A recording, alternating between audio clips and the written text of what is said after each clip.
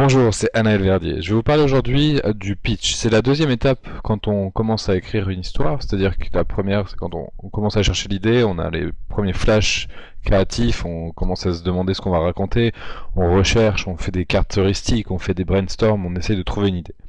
Une fois qu'on a une idée, la première chose à faire avant de se lancer dans l'écriture, c'est une sorte de petit résumé complet qui va détailler toutes les étapes de l'histoire, qu'on va appeler le pitch.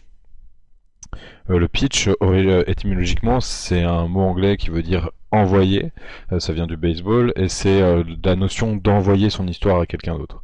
Donc, nous, on va pas parler du pitch commercial, qui est ce pitch-là qu'on envoie à un éditeur ou à un producteur pour lui faire comprendre l'intérêt de notre histoire. On va parler aujourd'hui du pitch vraiment d'écriture, c'est-à-dire c'est un pitch de développement, un pitch qui va vous servir à plusieurs choses qu'on va étudier aujourd'hui.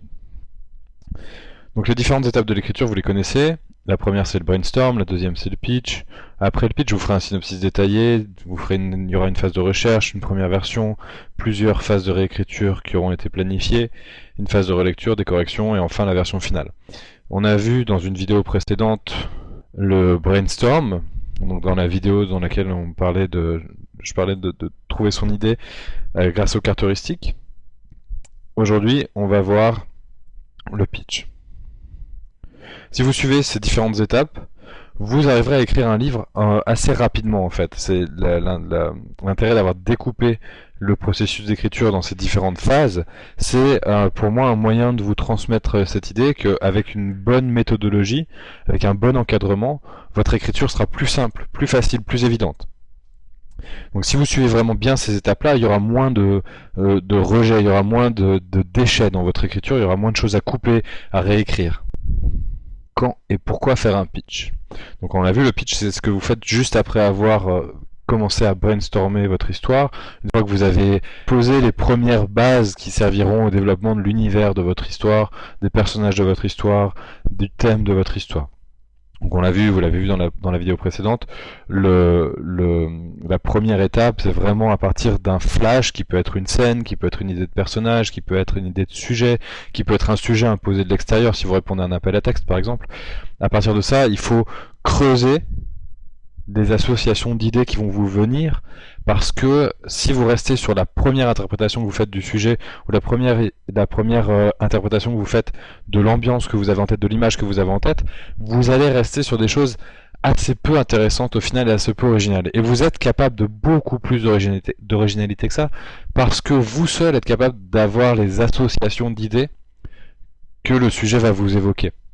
Donc c'est très très important de prendre le temps de se poser pour faire une carte heuristique, pour faire un brainstorm, pour aller chercher dans les idées qui sont les vôtres, celles qui vont être les plus personnelles, pour ensuite donner un texte qui sera vraiment original, qui ressemblera vraiment à qui vous êtes et qui vous permettra vraiment de vous exprimer en tant qu'auteur. Et une fois que vous avez fait ça, et vraiment seulement une fois que vous avez fait ça, vous pouvez commencer à faire votre pitch. La raison pour laquelle on le fait après, c'est aussi que pendant votre phase de brainstorming, pendant votre phase de recherche, la première recherche que vous faites sur votre histoire, vous allez construire une image mentale, au début qui sera assez floue, mais vous allez commencer à construire une image mentale de l'univers dans lequel vous allez faire se dérouler votre histoire, vous allez commencer à construire un déroulement de cette histoire-là, plusieurs péripéties, plusieurs scènes qui vont se succéder, qui seront dans le désordre dans votre tête, qui sont vraiment pas très claires. Vous allez aussi vous représenter certains personnages, et c'est important d'avoir fait ce travail-là avant de commencer à écrire son pitch. Le pitch, il sert à quoi? Le pitch, il va servir à diriger votre écriture. Il va servir de base, il va servir de rail pour faire avancer votre écriture. On a souvent tendance à penser que le fait de structurer en amont son histoire, le fait de ne pas se lancer directement dans l'écriture, c'est quelque chose qui va étouffer la créativité. C'est complètement faux. Au contraire, plus vous canaliserez votre créativité, mieux elle s'exprimera, dans le sens où elle vous permettra vraiment de raconter une histoire cohérente. Si vous partez comme ça sans filet, vous allez bricoler quelque chose qui tiendra peut-être à peu près la route. La plupart du temps, ça ne tiendra pas la route, mais le but pour vous quand même quand vous vous mettez à écrire, c'est de ne pas perdre votre temps. Vous allez y consacrer quand même des jours, des semaines, des mois, peut-être des années. Si au bout du compte, vous arrivez et vous vous rendez compte que ce que vous avez fait n'a aucune cohérence, que ça tient pas debout, que les personnages sont pas intéressants, que les péripéties sont pas intéressantes, que l'histoire est pas intéressante, ça va être décevant. Vous aurez vraiment perdu votre temps. Donc le but d'apprendre toute cette méthode que je vous transmets, c'est vraiment de vous permettre de garder la maîtrise de votre temps et de vous dire maintenant je me lance dans un projet, je sais qu'il va aboutir et je sais qu'il va aboutir à quelque chose qui tiendra la route, quelque chose qui pourra être raconté, quelque chose qui pourra divertir, faire plaisir, émouvoir un lecteur. L'avantage aussi de faire un pitch avant de commencer à écrire, l'avantage de structurer, l'avantage de commencer à résumer son histoire avant de l'écrire, c'est que ça va limiter les besoins de la réécriture. C'est-à-dire que vous allez avoir un étalon qui va vous permettre de juger si ce que vous développez a sa place ou non dans votre histoire. Vous allez avoir un référent qui va vous permettre de décider s'il faut garder quelque chose ou pas, s'il faut aller dans une direction ou pas. Sans ce référent-là, vous allez vous laisser entraîner par des digressions qui n'ont pas leur place dans l'histoire que vous êtes en train de raconter. Quand vous allez en arriver au stade de la réécriture, il va y avoir énormément de choses à couper, énormément de choses à déplacer, énormément de choses à redéfinir, et ça va vous décourager. Il y a un gros risque de découragement, et la plupart des projets qui n'aboutissent pas parce que l'auteur sent la montagne qui lui reste à gravir. Il avance dans son écriture, mais plus il avance, plus il se rend compte que ça part dans tous les sens et qu'il va y avoir un travail monstrueux à faire pour que ça tienne la route à la fin. Quand vous avez un pitch au départ, donc le pitch c'est vraiment ce document qui va vous donner la direction dans laquelle va partir votre histoire. Quand vous avez votre pitch au départ, en cours d'écriture, vous pouvez toujours y faire référence pour vous demander si ça vaut le coup d'aller dans une direction qui se présente à vous ou non. C'est donc une carte qui vous donne le point de départ et le point d'arrivée de votre histoire et qui vous permet ensuite de tracer le chemin entre ces deux points. Alors la première étape pour construire votre pitch, c'est de savoir de qui vous racontez l'histoire. Une histoire, c'est quelque chose qui arrive à quelqu'un. Donc la première chose à savoir, c'est de qui est-ce que je raconte l'histoire. À qui est-ce qu'il arrive quelque chose. Donc ça veut dire quel est le personnage principal, qui est le personnage principal de mon histoire, comment est-ce que je l'identifie, comment est-ce que je le définis, comment est-ce que je le détermine. À cette phase du travail, vous devez avoir normalement une idée générale, plus ou moins vague, de la direction narrative dans laquelle vous allez. C'est-à-dire vous avez une idée du type d'action que vous allez raconter, vous avez une idée du type d'univers dans lequel ça va se passer. De là-dedans, il ne doit pas être trop difficile de faire émerger un personnage. Pour l'instant, on a juste besoin d'un personnage archétypal. On a besoin d'une silhouette, une ébauche de personnage, on n'a pas besoin d'avoir quelqu'un de trop précis. Un archétype, c'est quoi? Un archétype, c'est une silhouette. C'est vraiment ça. C'est vraiment une caractérisation générale d'un personnage. Vous avez besoin juste d'avoir une grande catégorie à ce stade-là, une grande catégorie de personnes. Parce que à cette catégorie de personnes vont être associés un certain nombre de traits qui vont vous donner, qui vont commencer à dessiner une image plus précise de votre personnage. Plus tard, dans le développement de l'histoire, vous allez préciser ce personnage-là, vous allez lui créer des paradoxes, lui créer des petits traits de caractère un peu plus originaux. Dans un premier temps, là où on en est, on a juste besoin d'avoir des généralités sur lui. Que fait ce personnage? Donc vous avez besoin de savoir qui il est, vous avez besoin de savoir ce qu'il fait.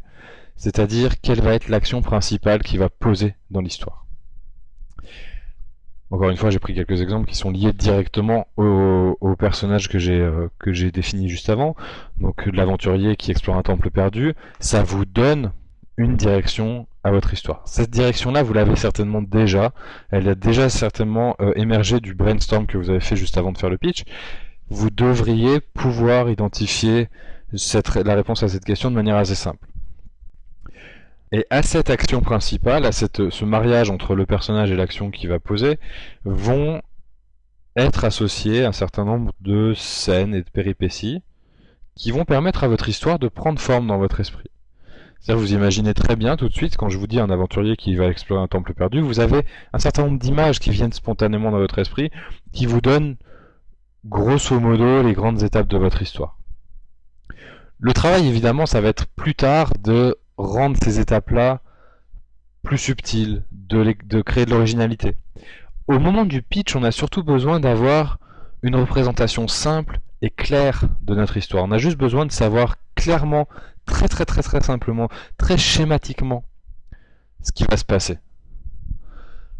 Je vous ai dit tout à l'heure, le pitch c'est comme une carte. Une carte, ça vous donne une idée de ce que vous allez parcourir. Ça vous donne pas le détail du voyage. Ok, c'est toujours intéressant de faire cette comparaison-là parce que c'est assez visuel. C'est-à-dire que quand vous avez une carte, quand vous préparez un voyage avant de partir, chez vous, vous étendez votre carte, vous avez ces aplats de couleurs qui représentent les différences de relief, qui représentent les différences de paysage. Vous avez une idée de la distance qui va vous séparer du point d'arrivée. Mais tout ça, c'est des projections que vous vous faites. Vous représentez un archétype de votre voyage. Ça, c'est la première étape. La deuxième étape, c'est quand vous prenez la voiture, vous prenez le train, vous prenez l'avion, et vous allez faire votre voyage. Et là, vous vivez l'expérience du voyage. C'est-à-dire que vous allez voir les paysages, vous allez ressentir la fatigue, vous allez ressentir la lassitude, vous allez vous arrêter à certains endroits. Vous allez vivre les différentes péripéties du voyage. C'est exactement la même chose en écriture, c'est-à-dire que quand vous faites votre pitch, vous êtes en train de tracer les différentes étapes de manière à ce que elles vous permettent de vous imaginer, de vous projeter dans ce que vous allez vivre. Ça ne veut pas dire que c'est exactement ça que vous allez vivre. Absolument pas, vous allez vivre quelque chose de complètement différent de ce que vous imaginez. Mais ça vous donne en tout cas une direction et ça vous donne un sens.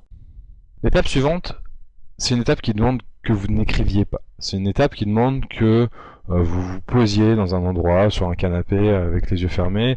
C'est un endroit qui demande que vous preniez le temps de vous écarter de la réflexion active. Moi j'aime bien faire ça en marchant par exemple, ou en faisant la cuisine. L'idée c'est vraiment de visualiser au maximum votre univers, l'univers de votre histoire. C'est de créer une représentation mentale de plus en plus claire de votre histoire.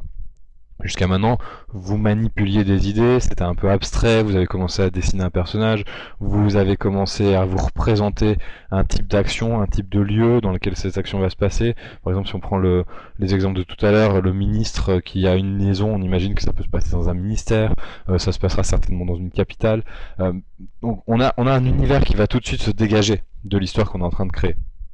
Maintenant, le but, c'est d'arriver à rendre cet univers concret. Le plus concret possible en tout cas, de vraiment vous le représenter avec des images, avec des sensations, avec des odeurs, avec des sons peut-être, d'essayer de vous l'imaginer, d'essayer de vous plonger dedans, d'essayer de ressentir vraiment l'atmosphère, l'ambiance de cet univers. C'est très très important cette notion de ressentir.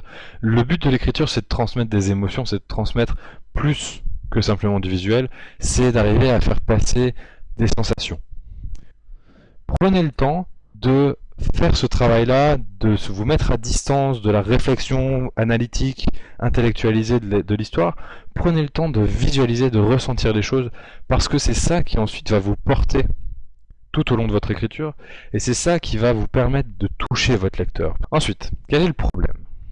Une histoire, elle arrive que si votre personnage a un problème. Un personnage qui n'a pas de problème, on raconte pas son histoire. Un personnage à qui il arrive rien, il n'a pas vraiment de raison d'agir, on n'a pas vraiment de raison de suivre son histoire. Pour pousser votre personnage à agir, il faut lui trouver un problème à résoudre. Il faut qu'il se passe quelque chose dans sa vie qui vienne bousculer son quotidien, qui vienne bousculer ses habitudes et son confort. Il faut lui trouver un problème. Quel est son problème? Normalement, quand vous avez fait votre travail de représentation, le travail de visualisation que je vous ai fait faire tout à l'heure, vous avez une connaissance de l'environnement de votre personnage assez grande pour trouver son problème. Il faut rester simple sur le problème. C'est pas la peine d'aller chercher midi à 14h, c'est pas la peine d'imaginer des trucs à rebondissements, à multiples rebondissements. Vous ferez ça plus tard. On en est vraiment au pitch, on est sur de l'archétype, on est sur une esquisse. Imaginez l'esquisse d'un peintre. Souvent l'esquisse d'un peintre, c'est 3 traits sur une feuille et ça devient un tableau avec des centaines et des milliers de détails. C'est la même chose pour nous. Le pitch, c'est vraiment cette ébauche-là en 3 traits, d'aller vraiment à la simplicité absolue. Une histoire réussie, c'est une histoire qui est simple, et qui a l'apparence de la complexité. C'est une histoire dont on va masquer la simplicité, mais qui au fond est simple. Parce que c'est comme ça, c'est avec cette simplicité-là qu'on va réussir à faire comprendre ce qu'on raconte à un lecteur et qu'on va réussir à porter notre lecteur. Donc il faut rester simple sur le problème que vous allez trouver pour votre personnage. Le ministre a une liaison, sa femme est sur le point de le découvrir, ça c'est un problème. L'aventurier, il va chercher un temple perdu, le temple est hanté, ça c'est un problème. L'éboueur trouve un trésor dans une poubelle, le problème c'est que le trésor appartient à quelqu'un. Il faut trouver le problème qui va être directement lié à votre personnage, à la situation initiale dans laquelle vous l'avez mis. L'action principale de votre personnage doit vous donner le problème. C'est-à-dire que l'action initiale, l'action principale de votre personnage, soit va naître du problème, soit fait naître le problème. Et cette simplicité, dont je vous parlais tout à l'heure, elle va vraiment venir de la rencontre entre tous ces éléments. Entre le personnage, son action principale et son problème. Si vous arrivez à lier toutes ces choses-là de manière inextricable, vous allez avoir une histoire facile à raconter, vous allez avoir une histoire intéressante à lire. Pour trouver votre problème, c'est pas compliqué. Il suffit de faire appel à la connaissance de l'univers que vous venez de développer. Vous venez de visualiser, de vous représenter l'univers, vous venez de vous représenter vos personnages. Vous avez créé, autour de vos personnages, d'autres personnages, des environnements, des activités, des sphères d'activité. Le problème va naître, le problème de votre personnage va naître d'une de ces sphères-là. Est-ce que ce sera de son travail, de sa famille? Est-ce que ce sera un problème amoureux? Problème d'argent? Est-ce que ce sera un problème lié à son hobby? Est-ce que ce sera un problème lié à des amis? Est-ce que ce sera, imaginons, le décès d'un proche? Est-ce que ce sera la promotion d'un collègue ou sa propre promotion? D'où va naître le problème? Le plus simple pour trouver le problème de votre personnage, c'est vraiment d'aller vous recentrer sur votre personnage et de vous représenter le monde immédiat dans lequel il vit. Par monde immédiat, j'entends vraiment les sphères dans lesquelles il gravite au quotidien. Après, ça peut aussi être dans son passé. Si vous avez créé un personnage avec un passé lourd, tout ça, ça va vous permettre déjà de tracer les grandes lignes de votre histoire, mais en plus, ça va vous permettre de mieux comprendre votre personnage et de petit à petit le préciser, de sortir de l'archétype, de réussir à mieux le caractériser. La caractérisation, c'est quelque chose que vous ferez encore plus tard, mais toutes ces étapes-là préparent ce travail de caractérisation. Donc trouver un problème pour votre personnage, ça va être la clé pour savoir si vous avez une histoire qui vaut la peine d'être racontée. S'il n'y a pas de problème, s'il n'y a pas de difficulté à résoudre, votre histoire aura, un souci. Pour savoir aussi si vous avez un bon problème, si votre personnage a un problème intéressant d'un point de vue narratif, il faut vous poser la question de l'ampleur des conséquences du problème. Qu'est-ce que ça veut dire? Ça veut simplement dire que le problème de votre personnage doit pouvoir s'envenimer. C'est-à-dire que si le problème n'est pas résolu rapidement, ça va déboucher sur conséquences, sur conséquences, sur conséquences désastreuses. C'est comme un jeu de domino. Le problème, au départ, c'est une petite étincelle qui, si elle n'est pas étouffée, va mettre le feu à une traînée de poudre. Et la traînée de poudre va directement dans la réserve de poudre. Donc si le problème n'est pas résolu, tout va péter. C'est exactement ça qui doit se passer pour votre personnage. Si le personnage n'arrive pas à résoudre son problème, sa vie n'aura plus rien à voir à la fin. En 4, votre protagoniste va agir. Une fois que votre protagoniste est posé, une fois que son univers est posé, une fois qu'il a un problème, il va pouvoir se mettre à agir. Il va falloir vous poser deux questions. Là, on va commencer à construire le début de notre pitch. Vous avez vu qu'on a besoin de prendre connaissance avec l'histoire avant de pouvoir commencer même à penser à écrire le pitch. Là, on va commencer à construire le début du pitch, c'est-à-dire une phrase, deux phrases. Qui était votre protagoniste avant son problème? Quel était son trait de caractère principal? Comment est-ce que les gens l'identifiaient? Qui est-il avant le problème? Ça va être la situation au début de votre histoire. C'est-à-dire votre histoire, elle va se découper grosso modo en trois parties. Le début, où il y a votre personnage qui vit dans sa vie normale, quotidienne, avec ses amis, son travail, tout ce qu'on a vu tout à l'heure. Le problème arrive, et il y a toute la phase où il doit, donc c'est le milieu, où il doit résoudre son problème, et puis il échoue, et puis le problème s'envenime et tout ça. Et après, il y a enfin la résolution, c'est-à-dire la conclusion de tout ça. Est-ce qu'il a réussi à résoudre son problème? Comment? Et quelles sont les conséquences de ça? Ça veut dire qu'il y a toute une partie de votre histoire, à peu près un cinquième, un quart, qui raconte qui était votre personnage avant d'avoir un problème. Parce que c'est ce qui va permettre à votre lecteur de s'identifier, ou de reconnaître, d'identifier plutôt votre personnage, de s'attacher à lui, de s'impliquer dans son histoire. Donc vous avez besoin de savoir qui il est, ce qu'il fait, immédiatement avant son problème. Pour le pitch, on a juste besoin de savoir ce qu'il faisait juste avant le problème. Est-ce qu'il était en train de se doucher? Est-ce qu'il était en train d'acheter du pain? Est-ce qu'il était en train d'aller voir sa mère? Est-ce qu'il était en train de sortir de chez sa maîtresse? Et qu'est-ce qu'il a fait suite à ça pour créer son problème? Qu'est-ce qui s'est passé? C'est-à-dire, si on reprend notre ministre de tout à l'heure qui sort de chez sa maîtresse, est-ce que c'est pas à ce moment-là qu'il va croiser quelqu'un, le meilleur ami de sa femme ou je ne sais quoi, qui va le voir et du coup il sait que maintenant il doit cacher sa liaison à sa femme? Si on a notre aventurier de tout à l'heure, est-ce que le problème, les forces qu'il a remuées, c'est pas justement en allant dans le temple, il a déplacé un vieux sceau sacré qui a ouvert la porte aux démons qui se sont déversés sur le monde. Encore une fois, classique, simple, mais derrière, il faut pas surtout vous arrêter sur la simplicité apparente de votre histoire à ce stade-là. Il faut pas avoir peur d'être simpliste à ce stade-là. Votre histoire se complexifiera au fur et à mesure de son écriture. C'est pas maintenant qu'elle doit être complexe. Si elle est complexe maintenant, elle va être inextricable et impossible à écrire après. Vraiment au niveau du pitch, vous allez vers la simplicité extrême. Là, on est en train de dessiner la silhouette de l'histoire. C'est simplement un point de départ. Quelles sont les forces que le personnage a remuées, c'est-à-dire qu'est-ce qu'il a bousculé dans son environnement, qu'est-ce qu'il a mis en branle lui-même pour finalement avoir son problème. C'est lui-même qui doit être à l'origine de son problème. C'est parce que le ministre a trompé sa femme qu'il va avoir un problème. C'est parce que l'éboueur a trouvé un trésor qu'il l'a pris pour lui qu'il va avoir un problème. S'il l'avait laissé dans la poubelle, il n'y aurait pas de souci. Ce problème-là va évoluer. Le problème, il doit attaquer votre personnage. Il doit vraiment répondre à votre personnage. Une fois que le personnage a déclenché son problème, il va en subir les conséquences immédiatement.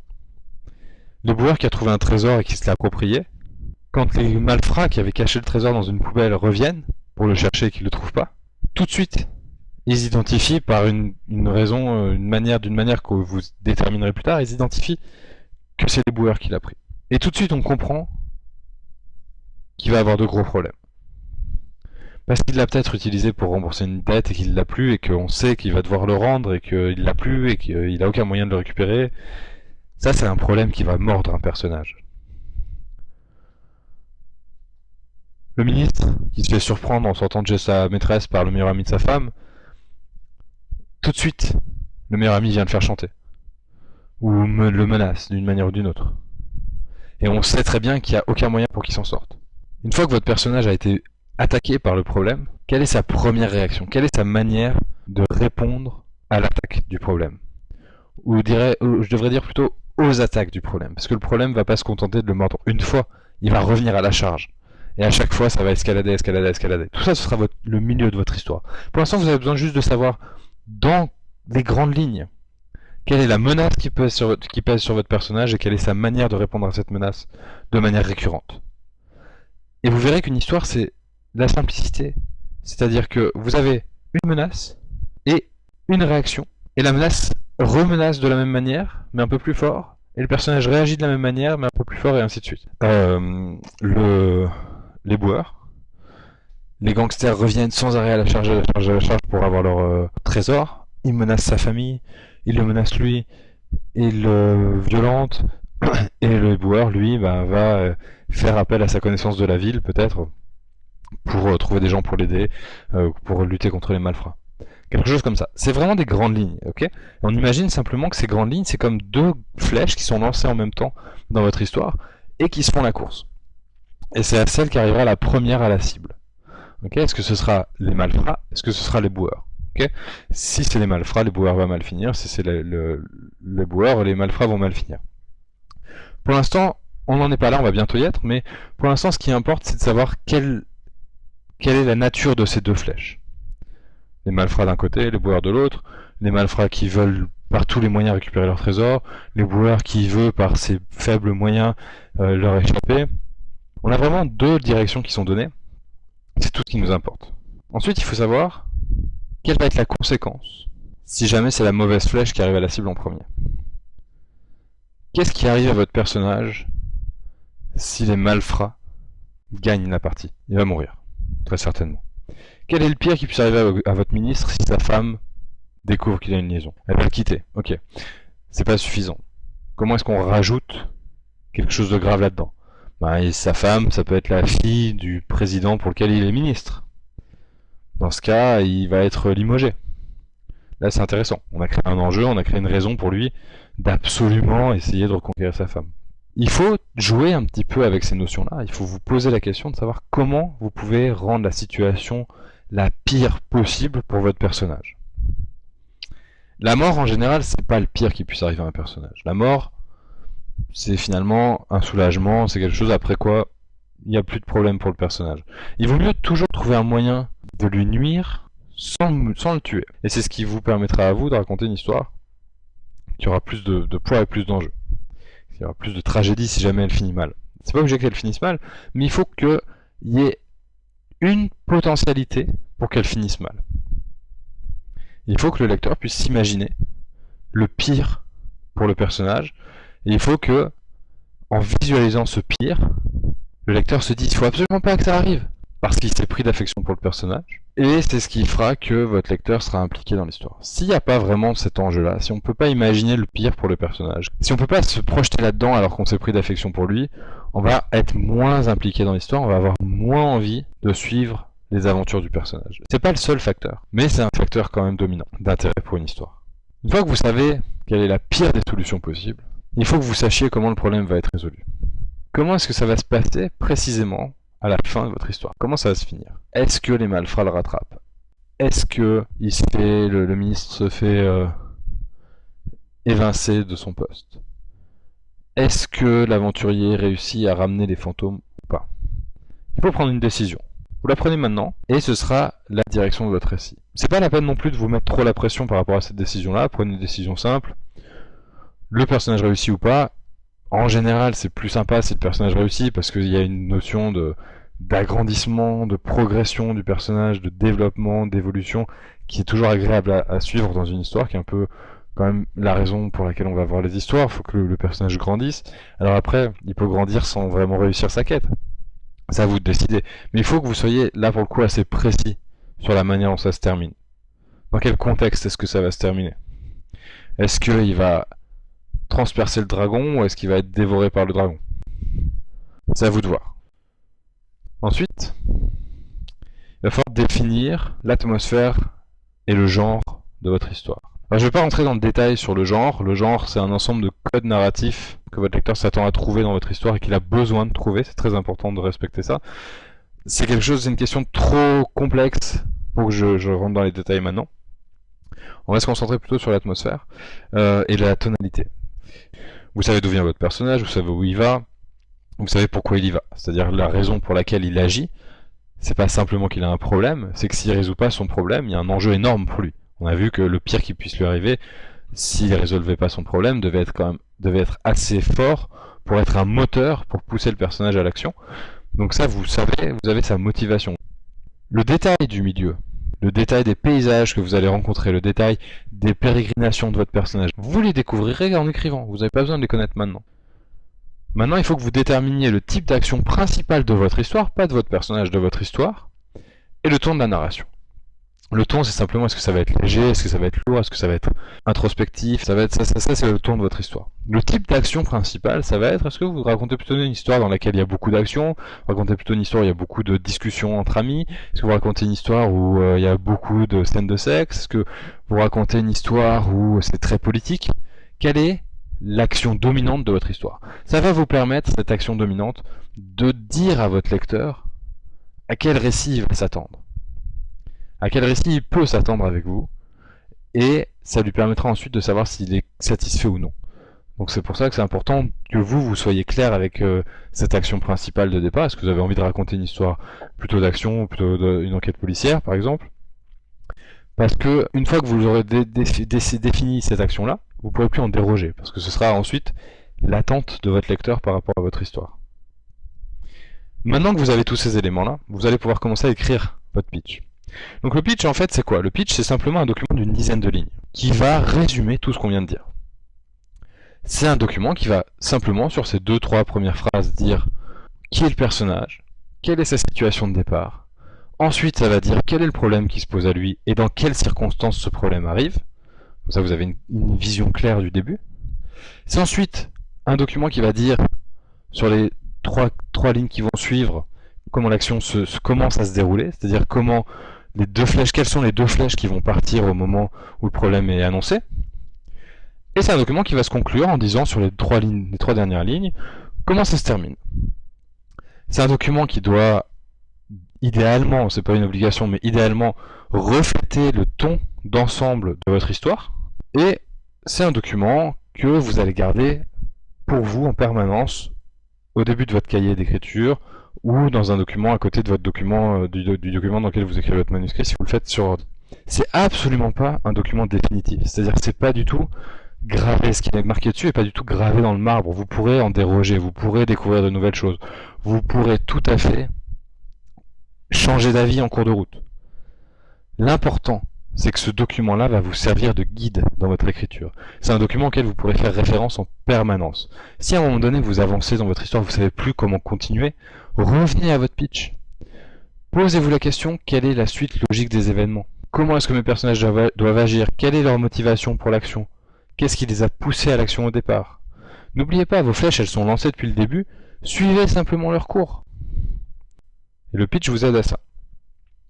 Donc voilà, on a franchi une nouvelle étape de l'écriture, on avait fait le brainstorm, maintenant vous avez fait le pitch, on va pouvoir passer au synopsis détaillé.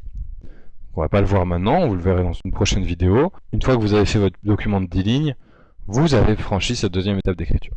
Là, on a passé un peu de temps à en parler. En réalité, ça va vous prendre 1 à 2 heures de le faire. Une fois que vous aurez fait déjà votre brainstorm, c'est assez rapide, quoi. Prenez 20 minutes pour vous visualiser votre univers, prenez 5 minutes pour choisir un personnage principal, vous prenez 5 minutes pour définir quelle est son action principale, prenez peut-être 10 minutes, un quart d'heure pour réfléchir à son problème, construire l'enjeu, réfléchir aux circonstances dans lesquelles le problème apparaît, pour essayer d'être clair et de savoir si c'est bien la bonne direction, la direction dans laquelle vous voulez aller. Vous prenez encore un quart d'heure pour être sûr du ton de votre histoire. Selon les histoires, vous n'aurez pas la même aisance à définir chacun de ces éléments. C'est-à-dire certaines histoires, vous aurez une vision très claire du début, d'autres vous aurez une vision très claire de la tonalité, mais pas du tout de ce qui se passe à l'intérieur. Ça va dépendre, donc adaptez-vous aussi aux circonstances dans lesquelles vous le produisez. L'important, c'est de ne pas y passer trop de temps. L'important, c'est de prendre des décisions rapidement, parce que ce pitch, il est simplement là pour vous permettre d'avancer. Il va vous servir de tremplin. Et encore une fois, il est là pour vous permettre d'avancer de manière efficace et de ne pas perdre votre temps. Il est là pour vous donner des garde-fous, pour vous permettre de vous dire, c'est bon, j'ai quelque chose qui tient la route, j'ai un personnage avec un problème, une motivation, un contexte qui fonctionne, je sais où je vais, j'ai une fin. Maintenant, quand je vais écrire, je sais que je ne vais pas m'égarer, je ne vais pas me disperser. Mon écriture et ma créativité vont aller dans la bonne direction, vont toutes travailler de concert avec moi pour arriver à une histoire qui va se terminer, qui va tenir la route. Je vous donne un petit aperçu de l'étape suivante, donc du synopsis détaillé. Le synopsis détaillé, ça va être simplement reprendre ce pitch et le développer. Le synopsis détaillé va vous permettre de découvrir chacune des étapes intermédiaires de votre histoire. Vous allez prendre votre pitch, vous allez raconter le début sur lequel vous avez déjà bien travaillé pour le pitch, donc c'est pour ça aussi que le pitch est important, c'est qu'il vous permet de bien visualiser votre début, comme ça quand vous commencez à écrire, vous n'hésitez pas trop, vous ne tâtonnez pas trop, vous avez une direction claire, vous savez que votre personnage il part d'un point A et il doit arriver à un point B qui est le problème qui va surgir, vous avez les circonstances de ce problème, après c'est simplement une construction logique de dire comment est-ce que je passe de la situation de départ aux circonstances du problème et à l'annonce du problème. Et ensuite, vous allez simplement dérouler. Donc à tout moment, si je suis coincé, si j'ai un moment je ne sais plus comment avancer dans mon histoire, je reviens à mon pitch, je fais ok, je suis parti de là, je vais à cette résolution-là, et l'action principale c'est celle-ci, donc peut-être là j'ai pas eu de scène d'action depuis longtemps, si c'est une histoire d'action, j'ai pas eu de scène d'enquête depuis longtemps, je vais construire une scène comme ça. Et c'est parti, j'avance. Et le pitch vous permet, dans le synopsis détaillé, de décider, de juger à tout moment si vous prenez les bonnes décisions. Ce que je vous disais au début de la vidéo, c'est que votre pitch vous sert d'étalon pour savoir si la direction narrative dans laquelle vous vous engagez correspond à votre intention de départ ou pas. Attention, il ne s'agit pas non plus d'être rigide. C'est vraiment pas une cage, le pitch. C'est simplement un ensemble de garde-fous qui vous permet d'avancer en toute confiance. C'est ça son but, c'est de vous permettre d'avancer en toute confiance, c'est de vous donner confiance dans votre capacité à aller au bout de l'histoire sans avoir à tout réécrire derrière, sans avoir à couper des tas de digressions parce que vous ne les aurez pas faites. Grâce au pitch, vous ne devriez pas faire de digression. Mais il faut quand même rester flexible. Votre créativité, au moment où vous allez écrire le milieu que vous n'avez pas trop défini, va vous apporter de nouvelles idées, va vous faire découvrir de nouveaux personnages, va vous faire découvrir de nouveaux rebondissements. Il faut rester ouvert à ces rebondissements-là. Et vous demander s'ils arrivent, est-ce que ça vaut le coup de les intégrer à mon histoire ou non? Ça, c'est quelque chose qu'on verra en détail dans la prochaine vidéo. Cette méthode-là, elle a un but vraiment simple, c'est de vous permettre de baliser votre écriture au maximum pour vous donner des étapes clés, faciles à atteindre, pour vous permettre de juger avant de commencer à écrire, à peu près combien de temps vous allez mettre à écrire et surtout de vous permettre de savoir que vous allez arriver au bout. C'est une méthode que j'utilise pour écrire des romans en 100 jours. 100 jours, c'est 3 mois et demi, c'est largement suffisant en prenant cette méthode-là pour partir d'une idée initiale, pas forcément très bien définie, et arriver à une version définitive qui tienne la route. 100 jours, c'est largement suffisant, même si vous écrivez très très peu par jour, même si vous n'écrivez que le week-end. Je vous conseille d'aller sur le site 100jours.cometécrire-un-livre.org parce que vous y découvrirez cette méthode-là. Développer, expliciter, mise en action, vous pourrez me voir en train d'écrire un livre en 100 jours. Vous pourrez suivre cette écriture-là, vous en inspirer, vous pourrez me poser des questions. C'est une méthode qui est utile, pas seulement parce qu'elle vous permet d'écrire des livres rapidement, mais c'est une méthode qui est utile parce qu'elle vous montre ce que c'est que l'efficacité en écriture, et que l'efficacité, elle a un but, c'est de vous donner confiance. Et c'est vraiment cette confiance qui est importante dans l'écriture, c'est que la plupart des blocages qu'on peut rencontrer en écriture ne sont pas des vrais blocages, ce sont des manques de confiance. C'est qu'à un moment donné, vous arrivez à une impasse une impasse narrative dans le déroulement de votre histoire, et vous vous demandez comment la surmonter. Et vous n'avez pas les clés, vous n'avez pas l'expérience qui vous permettent de juger que vous êtes capable de la surmonter. Du coup, vous paniquez et vous êtes bloqué. En réalité, il n'y a pas de blocage en écriture, il n'y a que des problématiques d'écriture. C'est-à-dire, il y a des questions à résoudre. Vous arrivez à un stade, vos personnages n'agissent plus, vous vous demandez comment est-ce qu'ils doivent agir maintenant. Il suffit de vous poser cette question-là. Il suffit d'avoir les clés, il suffit d'avoir vécu ce moment-là 5 fois, 10 fois, 15 fois, pour savoir que vous allez le surmonter. C'est pour ça que c'est important d'écrire vite et d'écrire efficacement. C'est pas tant pour faire un effet de performance. Il s'agit pas de gagner le record du roman écrit le plus rapidement du monde. Non, cette rapidité-là, cette efficacité-là, elle a comme unique but de vous permettre de construire plus rapidement l'expérience, qui vous permettra d'avoir confiance dans vos capacités d'auteur, et qui vous permettra de bannir le mot blocage de votre vocabulaire d'auteur, et de le remplacer par la conscience que tous les blocages que vous rencontriez jusqu'à maintenant n'étaient que des problématiques d'écriture que vous ne saviez pas encore résoudre. Pas parce que vous n'en aviez pas les compétences, mais parce que vous ne les aviez jamais identifiées comme telles. Avec cette méthode-là, je vous accompagne pour vous montrer ces problématiques et pour vous montrer comment les résoudre. En regardant par-dessus mon épaule pendant que j'écris un livre, vous vous rendez compte à quel point il est facile de surmonter des problèmes d'écriture auxquels vous vous êtes trouvé confronté et que vous n'avez pas forcément su surmonter. C'est tout simplement ça. Et dans ces vidéos, je peux seulement rentrer dans un certain niveau de détail. Je ne peux pas vous demander de prendre 2 heures pour regarder une vidéo. C'est pas un atelier, c'est pas très interactif. J'essaie de limiter leur temps pour qu'elle soit plus profitable pour vous plus rapidement. Avec cette méthode-là, je prends le temps de rentrer dans le détail des choses, je prends le temps vraiment de vous montrer, de vous expliquer, de répondre à vos questions. La prochaine chose que vous devez faire, c'est essayer d'appliquer les conseils de cette vidéo à votre prochain projet. Faites-le sur une nouvelle. Faites-le sur un roman. Faites-le sur quelque chose qui vous semble accessible. Expérimentez. Ne jugez pas avant d'avoir fait. Prenez le temps de faire ce travail de pitch. C'est pas long. Ça doit vous prendre 1 heure, 2 heures maximum. Si vous voulez, vous pouvez même le segmenter, ces 2 heures-là. Faire 15 minutes pour trouver le personnage principal. Prendre 3 jours au fil de vos activités pour visualiser votre univers. Prenez le temps nécessaire si vous avez besoin de prendre du temps pour bien vous représenter, pour bien ressentir l'univers de votre histoire. Une fois que vous avez ça, c'est la clé, une fois que vous avez cette clé-là, prenez le temps qu'il faut, mais prenez des décisions rapides et tranchées sur le problème du personnage, les circonstances dans lesquelles ce problème arrive. Soyez logique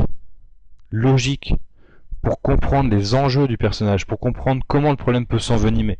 Et restez simple, la simplicité, c'est la clé en écriture.